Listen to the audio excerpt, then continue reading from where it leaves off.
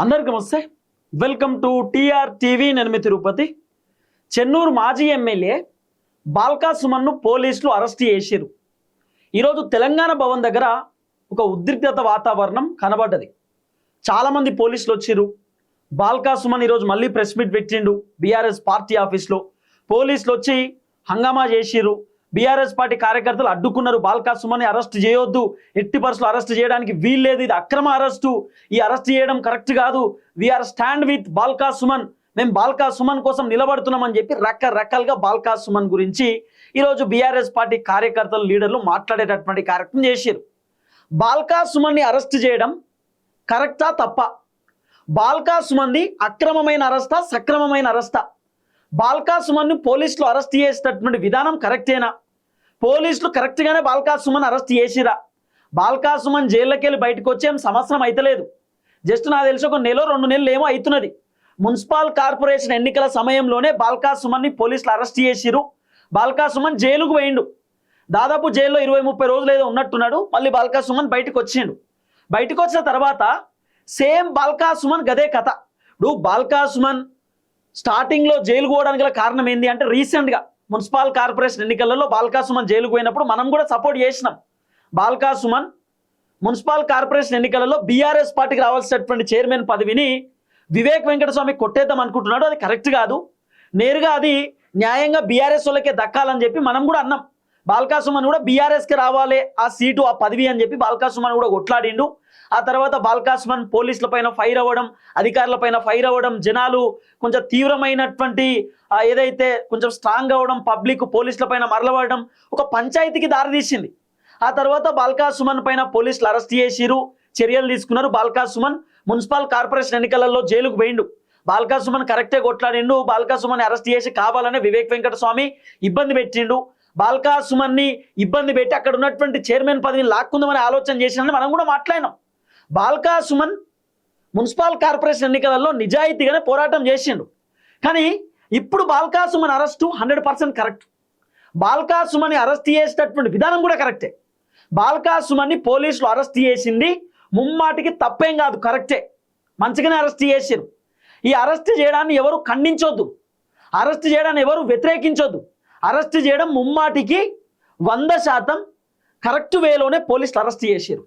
బాల్కా సుమన్ చేసిందేం మంచి పని కాదు, బాల్కా సుమన్ చేసిందేం అద్భుతమైనటువంటి పని కాదు. జనాలను బాల్కా సుమన్ రెచ్చగొడుతున్నాడు. బీఆర్ఎస్ పార్టీ కార్యకర్తలను బాల్కా సుమన్ తీవ్రంగా రెచ్చగొడుతున్నాడు. మామూలు రెచ్చగొట్టడం కాదు, ఓ రకంగా చెప్పాలంటే మొత్తం కాలబెట్టురి, తగలబెట్టురి, కోష్పడేరి, ఆగం చేయిరి అని చెప్పి బాల్కా సుమన్ ఉద్రిక్తత వాతావరణాన్ని నెలకొనేటటువంటి విధంగా బీఆర్ఎస్ పార్టీ కార్యకర్తను ఉసిగొల్పుతున్నాడు. మరి బాల్కా సుమన్ చేస్తుంది తప్పే కదా.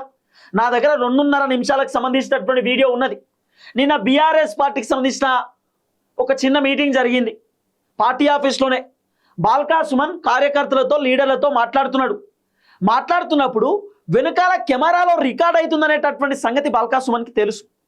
వెనకాల కెమెరాలో రికార్డ్ అవుతున్నది, నేను మాట్లాడే మాటలు జనాలు కూడా చూస్తారు, కెమెరాలో రికార్డ్ అయినటువంటి విజువల్ బయటికి పోతుంది, మరి నన్ను జనాలు తిట్టుకుంటారు, జనాలు నన్ను విమర్శిస్తారనేటటువంటి సంగతి బాల్కా సుమన్కి తెలియదా? బాల్కా సుమన్ ఏం కొత్తగా ఎమ్మెల్యే కాలే కదా. బాల్కా సుమన్ కొత్తగా రాజకీయాల్లో వచ్చినటువంటి వ్యక్తి ఏం కాదు కదా. తెలంగాణ ఉద్యమకారుడు, తెలంగాణ రావడానికి క్రియాశీలక పాత్ర పోషించిన వ్యక్తి, కేసీఆర్తో కలిసి ఉన్నటువంటి వ్యక్తి, బీఆర్ఎస్ పార్టీలో క్రియాశీలక పాత్ర పోషించినటువంటి వ్యక్తి. మరి అట్లాంటి బాల్కా సుమన్కి తెలియదా? మంచిగానే చదువుకున్నాడు, పోనీ చదువు లేదని కాదు, మంచిగా చదువుకున్నాడు, ఉస్మానియా యూనివర్సిటీ బిడ్డ, మంచిగా చదువుకున్నాడు. మరి గివేం మాటలు, గివేం రెచ్చగొట్టే రాజకీయాలు, ఇవేం నీచమైనటువంటి రాజకీయాలు, ఇదేం దిక్కుమాలినటువంటి రాజకీయాలు. బీఆర్ఎస్ పార్టీ వైపు జనాలు ఉన్నారు. మంచో చెడో మాకు కేసీఆర్ మళ్ళీ ముఖ్యమంత్రి కావాలి, బీఆర్ఎస్ పార్టీ అధికారంలోకి వస్తేనే బాగుంటుంది, బీఆర్ఎస్ పార్టీ మాకు ఉండాలని చెప్పి చాలామంది జనాలు అనుకుంటున్నటువంటి టైంలో బాల్కా సుమన్ గిసోంటి మాటలు మాట్లాడితే జనాలు ఏమనుకుంటారు? కావాలనే ఈ బీఆర్ఎస్ వాళ్ళు పంచాయతీ పెడుతురేమో. బాల్కా సుమన్ ఏం మాట్లాడుతుండు? జనాలు మన వైపు రావాలంటే తగలబెట్టాలి, జనాలు మన వైపు రావాలంటే కోసిపడేయాలని మాట్లాడుతున్నాడు. దీన్ని బట్టి చూస్తే జనాలు ఏమనుకుంటారు అంటే, పబ్లిక్ బీఆర్ఎస్ పార్టీ వైపు పోవాలనే కేసీఆర్, కేటీఆర్ కావాలనే కాంగ్రెస్ ప్రభుత్వాన్ని విమర్శిస్తురేమో, కావాలనే కాంగ్రెస్ ప్రభుత్వంలో తప్పులు వెతుకుతురేమో అనుకుంటారు కదా. బీఆర్ఎస్లో చాలామంది నీతిగా నిజాయితీగా పనిచేసేటటువంటి వాళ్ళు ఉన్నారు. ఏదో గెలవడానికో, బీఆర్ఎస్ పార్టీ గ్రాఫ్ పెరగడానికో, బీఆర్ఎస్ పార్టీ హైప్ కావడానికో పనిచేస్తున్నారు. బీఆర్ఎస్ చాలా మంది నీతిగా నిజాయితీగా ప్రజల కోసం పనిచేస్తారు. ఈ బాల్కా సుమన్ లాంటి వ్యక్తి వల్ల, పాడి కౌశిక్ రెడ్డి లాంటి వ్యక్తి వల్ల మొత్తం బీఆర్ఎస్ డ్యామేజ్, బీఆర్ఎస్ పార్టీలో ఉన్నటువంటి నిజాయితీగా పనిచేసే లీడర్లు damage, KTR damage, KCR damage. KCR కూడా మాట్లాడిండట, రెస్పాన్స్ అయినట్టు స్పందించిండట, బాల్కా సుమన్ని తిట్టిండట. ఏం మాటలు అవి? ఏం దిక్కుమాలిన మాటలు? ఏమనుకుంటున్నాం అని చెప్పి కేసీఆర్ కూడా బాల్కా సుమన్ని తిట్టిండు అనేది కూడా వినబడుతున్న చర్చ. కానీ ఏం మాటలు? బాల్కా సుమన్ అన్న అంటే నాకు చాలా ఇష్టం. నేను చాలా వీడియోలలో చెప్పిన. ఎందుకు ఇష్టం అంటే ఆయన రాజకీయ ఏదైతే నేపథ్యం ఉందో అది నాకు చాలా ఇష్టం. చాలా కష్టపడుతూ ఎదిగినటువంటి వ్యక్తి బాల్కా సుమన్. స్టార్టింగ్లో 100 కోట్ల రూపాయలు ఆస్తున్నటువంటి వ్యక్తి ఏం కాదు, చాలా సాధారణ కుటుంబం. చాలా కష్టపడుతూ ఒక్కొక్క మెట్టు ఎదుగుతూ ఈరోజు ఎమ్మెల్యే అయిండు బాల్కా సుమన్. రేపు 2028లో బాల్కా సుమన్ ఎమ్మెల్యే అయితే ఆయనకు మంత్రి పదవి కూడా దక్కుతుంది. బీఆర్ఎస్ పార్టీ మంత్రి పదవి కూడా సిద్ధంగా ఉన్నది. అలాంటి బాల్కా సుమన్ ఒకే ఒక్క మాటతో మొత్తం కొలాప్స్ అయిపోయాడు, మొత్తం పొడగొట్టుకున్నాడు. బాల్కా సుమన్ ఒక్కడే కాదు, ఇప్పుడు కంప్లీట్ బీఆర్ఎస్ పార్టీ డ్యామేజ్ అయిపోయింది. మీరు ఏమన్నా అనుకోర్రి, ఇన్ని రోజులు మరి మీరు అంత కొంచెం వేరే విధంగా ఉండి ఇప్పుడు ఏం మాట్లాడుతున్నారంటే, ఎస్ మాట్లాడాల్సిన సందర్భం వచ్చింది. ఏం మాటలు ఇవి? బాల్కా సుమని, పాడి కౌశిక్ రెడ్డి ఏం మాటలు? నన్ను అడిగితే బీఆర్ఎస్ పార్టీలోకి వెళ్ళి ఓవర్ యాక్షన్ చేసేటటువంటి వ్యక్తులను తీసి పడేయాలి, మొత్తం తీసి అవతలెత్తేయాలి. బీఆర్ఎస్ పార్టీ ఓవర్ యాక్షన్ చేస్తున్నది అయితేనే బీఆర్ఎస్ పార్టీ సెట్ రైట్ అవుతుంది, లేకపోతే బీఆర్ఎస్ పార్టీ దుకాణం బంద్ అయ్యే అవకాశం ఉంది. ఇప్పుడు కాంగ్రెస్ వాళ్ళు బాల్కా సుమన్ మాట్లాడినటువంటి మాటలను కాంగ్రెస్ వాళ్ళు పూర్తి స్థాయిలో బీఆర్ఎస్ పార్టీని విమర్శలు చేస్తున్నారు. కాంగ్రెస్ మంచిగా పనిచేస్తుండే బీఆర్ఎస్ వాళ్ళు కావాలనే బీఆర్ఎస్ వైపు జనాలు తిరగాలనే ఆలోచనతోటి కాంగ్రెస్ పైన బురద జల్లుతురు, కాంగ్రెస్ ని బద్నాం చేస్తున్నారు అని చెప్పి కాంగ్రెస్ వాళ్ళు మాట్లాడుతున్నారు. తలలు ఎడబెట్టుకుంటారు ఇవాళ బీఆర్ఎస్ పార్టీ నాయకులు, ముఖాలు ఎడబెట్టుకుంటారు. బాల్కా సుమన్ ఇట్లా మాట్లాడుతుంటే బాల్కా సుమన్ పక్కన ఉన్నటువంటి లీడర్లు ఏం చేస్తారు? గడివిక్తురా? ఏం చేస్తారు? బాల్కా సుమన్ అట్లా మాట్లాడొద్దు, రెచ్చగొట్టే విధంగా మనం చేయొద్దు, అట్లాంటి వ్యాఖ్యలు కరెక్ట్ కాదని చెప్పి బాల్కా సుమన్ ఆపాలే కదా. ఆపుతలేరు, నవ్వుతురు పక్కన కూర్చొని. ఈ వీడియో చూస్తే మీరే చీ అంటారు, ఇవే మాటలు అంటారు. మంచి వచ్చాడో కేసీఆర్ కావాలి. కేసీఆర్ మంచి పరిపాలన అందించిండు, 10 సంవత్సరాలు అద్భుతమైనటువంటి పని చేసిండు. కేసీఆర్ మంచోడని జనాలు చెప్తున్న టైంలో ఏంది ఇది? ఏం పనికి మాలిన మాటలు ఇవి? ఏం రెచ్చగొట్టే మాటలు ఇవి? ఫస్ట్ అయితే ఒకసారి వీడియో చూడండి, ఆ తర్వాత అన్ని విషయాలు నేను మీకు డెప్త్గా చెప్పేటటువంటి కార్యక్రమం చేస్తా. రేవంత్ రెడ్డి ఆల్రెడీ జైలుకు పంపించిండు, బాల్కా సుమన్ జైలుకు పంపించిండు. ఈ వీడియో అయితే చూడండి. ఈ దేశంలో మెల్లగా మాట్లాడితే ఎవడు మన దిక్కు తిరిగి చూడాడు. మామూలుగా నువ్వు నినాదాలు ఇచ్చుకుంటూ పోతే ఎవడు చూడడు రోడ్డు మీద. అదే డీజే బాక్స్ పెట్టుకుని ఎగురుకుంటా దుక్కుకుంటావో అరే ఏంద్ర ఈ సౌండ్ అని అందరూ చూస్తారు. కాబట్టి టీబీజీ కేసుకు మళ్ళీ పూర్వ వైభవం రావాలంటే, కోల్బెల్ట్ ఏరియాలో పునర్వైభవం రావాలంటే మీరు మిలిటెంట్ యాక్టివిటీ చేయాలి. ముచ్చట్లు ఎప్పుడు కాదు, మీటింగ్లు ఎప్పుడు కాదు, సోషల్ మీడియా ప్రెస్ మీట్లకి ఇవి కాదు, మిలిటెంట్ యాక్టివిటీ చేయాలి. పెట్టూరు మందవారి డివిజన్లో ప్రోగ్రామ్ పెట్టూరు పోయి మొత్తం జీఎం గాని ఆఫీస్ కాల పెడదాం, ఉతవేత 1 నెల రోజులు జైలు. జీఎం ఆఫీసు కాలబెడతారట, జీఎం గాని ఆఫీస్ కాలబెడదాం. జీఎం ఆఫీస్ ఏమన్నా మీ తాతదా కాలబెట్టనీకి? జీఎం ఆఫీస్ ఎవరిది? మీ తాతదా కాలబెట్టనీకి? ఏం మాటలు ఇవి? గట్లా మాట్లాడతారా? గట్లా మాట్లాడడం కరెక్టేనా? మా తాతది కాదు, మీ తాతది కాదు కదా జీఎం ఆఫీస్. గవర్నమెంట్ ఆఫీసులను మీరు కాలబెట్టడం ఏంది? ఏం మాటలు ఇవి? ఇట్లా మాట్లాడితే ఎవరు యాక్సెప్ట్ చేస్తారు? బీఆర్ఎస్లో ఉన్నటువంటి నాయకులు, కార్యకర్త, లీడర్లు కూడా బాల్కా సుమన్ మాట్లాడినటువంటి మాటలను యాక్సెప్ట్ చేస్తలేరు, ఒప్పుకుంటలేరు. కరెక్ట్ కాదైనా మాట్లాడిందని అంటున్నారు. జీఎం ఆఫీసు గవర్నమెంట్ ఆఫీసు మా తాతది కాదు, ఎవరి తాతది కాదు, మీ తాతది కూడా కాదు. మరి ఎట్లా పోయి కాల్ చేస్తారు? ఎట్లా పోయి కూల్ చేస్తారు? ఏం మాటలు అవి? ఇంకా చూడు చాలా ఉన్నాయి. ఇగో గట్లు ఉండాలి కానీ పెట్టూరు రోజు గోవర్కంలో ప్రోగ్రామ్ పెట్టూరు, ఈశ్వరన్న ముంగట పెట్టు పోతే ఈశ్వరన్న కూడా చేరుకునేలా కొత్తగూడెంలో రవాణా ముంగట పెట్టి. నేనేమంటున్నా, కార్మికులు మనల్ని లోన్ చేసుకోవాలి. వీళ్ళు మా కోసం కొట్లాడుతురు, తనలాడుతురు, కష్టపడుతురు, లాఠీ చార్జీలు అవుతున్నాయి, కేసులు అవుతున్నాయి, ఇబ్బందులు అవుతున్నాయి. మా కోసం కొట్లాడినందుకు వీళ్ళ నీ డివిజన్ నుంచి ఆ డివిజన్ ట్రాన్స్ఫర్ చేసి పారేసిరు, వీళ్ళని జైల్లో పెట్టిరు అరే అని వాళ్ళకి ఆ ఫీలింగ్ రావాలి, ఆ ఓనర్షిప్ రావాలి మన సంఘం మీద, మన నాయకత్వం మీద. కాబట్టి మిలిటెంట్ యాక్టివిటీ ప్లాన్ చేయరు. మన ఏరియాలకు అన్ని రైల్వే లైన్లు ఉన్నాయి. కోసిపారే రోజు ఒక ప్రోగ్రామ్ పెట్టి రైలు రోగాన్ని పెట్టి రైలు సీరియస్ అంటే నేను ఏంది నవ్వుడు, ఏంది మాటలు? మిలిటెంట్ యాక్టివిటీ చేయాలన్నట. జనాలు మొత్తం మా కోసం బీఆర్ఎస్ లీడర్లు కష్టపడుతురు, పని చేస్తురు, మా కోసం పోరాటం చేస్తురు అని అనుకోవాలన్నట. అట్లనే రైల్వే లైన్లు మస్తుగా ఉన్నాయి మన దిక్కు, ఒక రైలు కోసేయిర్రి, ఒక పట్టా కోసి పడేయిర్రి, ఏమైనా అయితే చూసుకుందాం అంటే రైలు కోసేస్తే లోపల ఉన్న జనాల పరిస్థితి ఏందన్న? రైలు కోసేస్తే పబ్లిక్ ప్రాపర్టీ, రైలు కోసేస్తే ప్రధానమంత్రి నరేంద్ర మోడీ జేబులోకి వెళ్ళి మళ్ళీ రిపేర్ చేపిస్తారా రైలు? లేకపోతే మీ జేబులోకి వెళ్ళి రిపేర్ అవుతుందా రైలు? లేకపోతే కేసీఆర్ పైసలు ఏమన్నా ఇస్తే రైలు రిపేర్ అవుతుందా? మళ్ళీ మనమే పన్నులు కట్టాలి, మన పైసలతోటే కదా రైళ్లు కొనేది, మన పైసలతోటే ఈ గవర్నమెంట్ నడిచేది. ఇంకా మినిమం కూడా మీకు ఎందుకు తెలియదు? రైళ్లు కోసేయిరి, పట్టాలు కోసేయిరి, జనాలు మొత్తం మన దిక్కుండాలి, మన కోసం పోరాటం చేస్తున్నారు వీళ్ళని జనాలు ఓన్ చేసుకోవాలన్నట. దీన్ని బట్టి చూస్తే ఏమనిపిస్తుందంటే కేవలం పబ్లిక్ మా కోసం పోరాటం చేస్తున్నారు అని అనుకోవడానికి మాత్రమే మీరు ఫైట్ చేస్తున్నారేమో అనిపిస్తుంది. మీరు నిజాయితీగా జనాల కోసం ఏం ఫైట్ చేస్తున్నట్టు అనిపిస్తలేదు. ఇమీడియట్లీ కేటీఆర్ యాక్షన్ తీసుకోవాలి, తీసి పడేయాలి, తీసి అవతలెత్తేయాలి. బాల్కా సుమన్ను, పాడి కౌశిక్ రెడ్డిని పార్టీ నుండి తీసేయాలి ఇమీడియట్లీ. రోహిత్ని ఎత్తేయాలి, బీఆర్ఎస్ పార్టీ ఎమ్మెల్యే రోహిత్, మాజీ ఎమ్మెల్యే రోహిత్ని ఎత్తేయాలి. అట్లనే వీళ్ళని కూడా తీసేయాలి పార్టీ నుండి. అప్పుడు పార్టీ సెటరైట్ అవుతుంది. ఏం మాటలు ఇవి? ఇవి అర్థమయ్యేటటువంటి వ్యక్తులకు అర్థమవుతాయి. ఏ వ్యక్తికి అయితే బాల్కా సుమన్ మాట్లాడిన మాటలు అర్థమైనాయో వాళ్ళు బాల్కా సుమన్ మాట్లాడిన మాటలను యాక్సెప్ట్ చేయరు. ఇంకా చూడు వీడియో. నేను అనే పాయింట్ ఏంటంటే మీరు సీరియస్ యాక్టివిటీ తీసుకుంటే తప్ప మీ దిక్కు కార్మిక వర్గం తిరిగి చూడదు. ఇది నేను చెప్పదలుచుకున్నాను. నేను చెప్పేది వాస్తవా కాదా మీరే సిగ్గు లేకుండా చెప్పట్లు కొడుతున్నారు. 3 సంవత్సరం వాళ్ళ పాలన ఇప్పుడు ఎంత గట్టి కొట్లాడితే, ఎంత గట్టిగా మాట్లాడితే, రాస్తా రోకోలు కానీ, రైలు రోకోలు కానీ, జిఎం ఆఫీసుల ముందర ధర్నాలు కానీ అవన్నీ మామూలు సప్ప చేస్తే నడవది. కొంచెం గట్టిగా చేయాలి. గట్టిగా చేస్తే మన దిక్కు తిరిగి చూస్తారు, మనల్ని ఓన్ చేసుకుంటారు, మన దిక్కు వస్తారు. పోయిరండి ఓ 4 రోజులు జైలుకి, ఏం పోయింది? ఓ 45 రోజులు పోయారండి.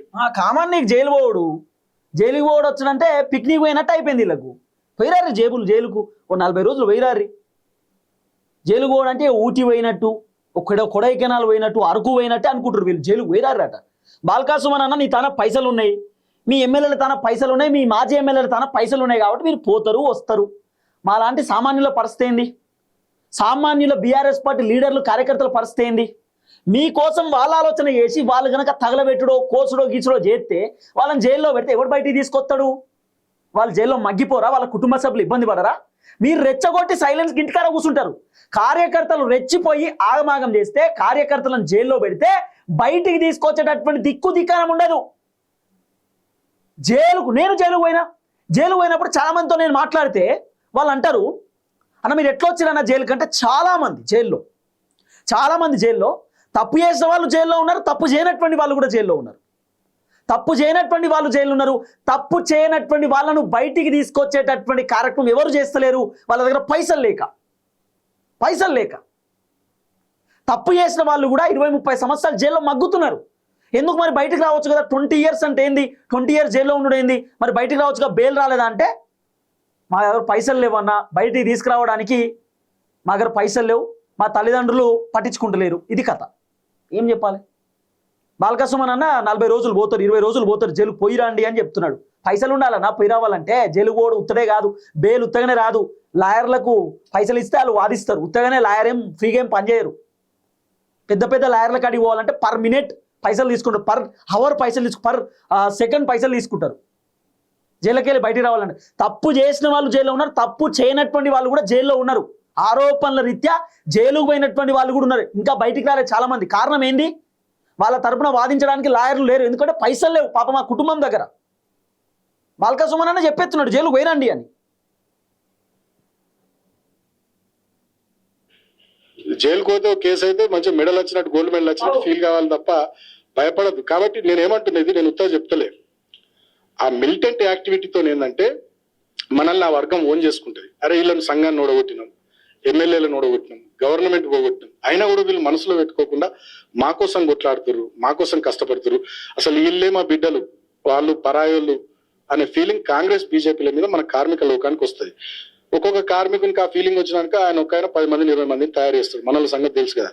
కాబట్టి మిలిటెంట్ యాక్టివిటీ కూడా మీరు సీరియస్ గా ప్లాన్ చేయాలి. అవసరమైతే రోజు సింగరేణి భవన్ కాలబెట్టు మొత్తం అంగడి చేసి పారే ఏముంది? అట్లా ఆ సీరియస్నెస్ యాక్టివిటీలో కనబడితే తప్ప కార్మికులు పూర్తి స్థాయిలో మన దిక్కు వచ్చేటటువంటి అవకాశం ఉండదు. విన్నారా? సింగరేణికి సంబంధించిన 2-3 ఆఫీసులు కాలబెట్టురు అంటుండు. ఏంది ఇది? ఒక రాజకీయ నాయకుడు మాట్లాడాల్సిన మాటలు ఇట్లా? సింగరేణి జిఎం ఆఫీస్ కాలబెట్టురు అంటాడు, సింగరేణికి సంబంధించిన 2-3 అసోసియేషన్ ఆఫీసులు కాలబెట్టుర్రి, సింగరేణికి సంబంధించిన 2-3 బొగ్గు ఏదైతే కాలగొట్టుర్రి, వెళ్ళి కార్యాలయాలు కాలగొట్టిరి అంటున్నాడు. మొత్తం ఏంది ఇది? ఒక రాజకీయ నాయకుడికి ఇట్టనే మాట్లాడేది? బాల్కా సుమన్ ఏ వేలో మాట్లాడాలంటే, ఇగో రైతుల వడ్లు కొంటలేరు కాంగ్రెస్ ప్రభుత్వం, ఓ 100 మంది పోయి రైతుల కోసం ధర్నా చేయరి రోడ్డు మీద అనడం వేరే, ఇట్లా అనడం వేరే. లేకపోతే ప్రభుత్వ ఉద్యోగులకు జీతాలు వస్తలేవు, ప్రభుత్వ ఉద్యోగులకు జీతాలు రావాలని చెప్పి రోడ్డు మీద కూర్చొని ధర్నా చేయండి అని చెప్పడం వేరే. నిరుద్యోగులకు ఉద్యోగాలు రాలేదు, ఇంకా 2 లక్షల ఉద్యోగాలు ప్రభుత్వం ఇస్తా అని చెప్పిరు, ఉద్యోగాల కోసం జాబ్ నోటిఫికేషన్ కోసం నిరుద్యోగుల తరపున సెక్రటేరియట్ని ముట్టడియండి అని చెప్పడం వేరే.